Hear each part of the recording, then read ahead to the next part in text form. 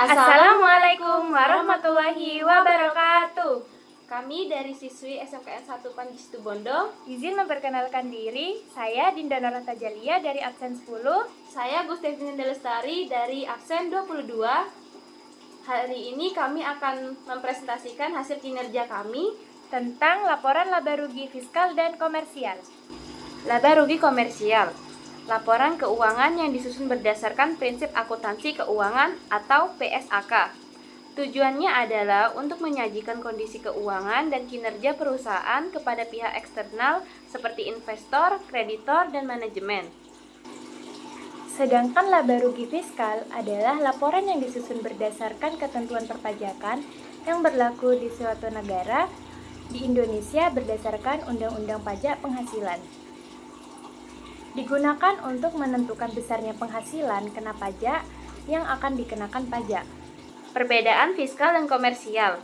Laporan fiskal dirancang untuk memenuhi kewajiban perpajakan sesuai dengan regulasi yang ditetapkan oleh pemerintah. Sebaliknya, laporan komersial berfungsi sebagai alat untuk memberikan informasi lengkap mengenai kondisi keuangan perusahaan kepada pihak-pihak terkait, seperti investor dan kreditor. Karena adanya perbedaan pengakuan antara komersial dan fiskal, maka perlu dilakukan koreksi fiskal, yaitu koreksi positif, menambah laba komersial, misalnya biaya yang tidak diakui secara fiskal. Koreksi negatif, mengurangi laba komersial, misalnya penghasilan yang tidak dikenai pajak atau biaya yang lebih besar dari fiskal.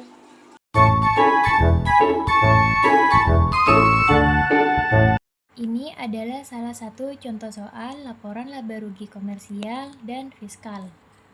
Sini sudah jelas semua. Dan ini ada data tambahan untuk koreksi fiskal. Untuk tugasnya yaitu yang pertama, buatlah koreksi fiskal positif dan negatif. Yang pertama ada koreksi positif. Kita menghitung dulu koreksi positifnya. Yang pertama ada biaya penyusutan menurut fiskal hanya 80 juta. Kita lihat di sini untuk biaya penyusutan. Di sini ada 100 juta. Untuk dikoreksi fiskal hanya senilai 80 juta. Jadi kita tulis 80 juta. Koreksi positif, penyusutan komersial dikurangi penyusutan fiskal adalah 100 juta dikurangi 80 juta sama dengan 20 juta. Yang kedua, biaya donasi sosial tidak diperbolehkan secara fiskal. Karena tidak dibolehkan secara fiskal, kita cari dulu biaya donasi sosial. Di sini senilai 30 juta. Jadi untuk nilainya sama saja, senilai 30 juta karena tidak diperbolehkan secara fiskalnya. Yang ketiga, biaya perjalanan dinas tidak disertai bukti. Perjalanan dinas sebesar 50 juta. Biaya perjalanan dinas 50 juta. Untuk tercatat di fiskalnya hanya senilai 30 juta yang bisa diakui. Jadi 50 juta dikurangi 20 juta untuk koreksi positifnya yaitu senilai 20 juta. Biaya pajak kendaraan yang tidak boleh diakui. Biaya pajak kendaraan sebesar 20 juta rupiah. Jadi untuk penyesuaiannya biaya pajak kendaraan 20 juta rupiah. Kedua, hitunglah laba fiskal. Koreksi negatif dilakukan karena ada penolakan yang tidak dikenai pajak atau sudah final.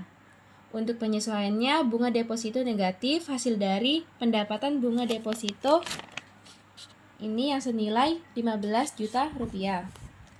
Langkah menghitung laba fiskal.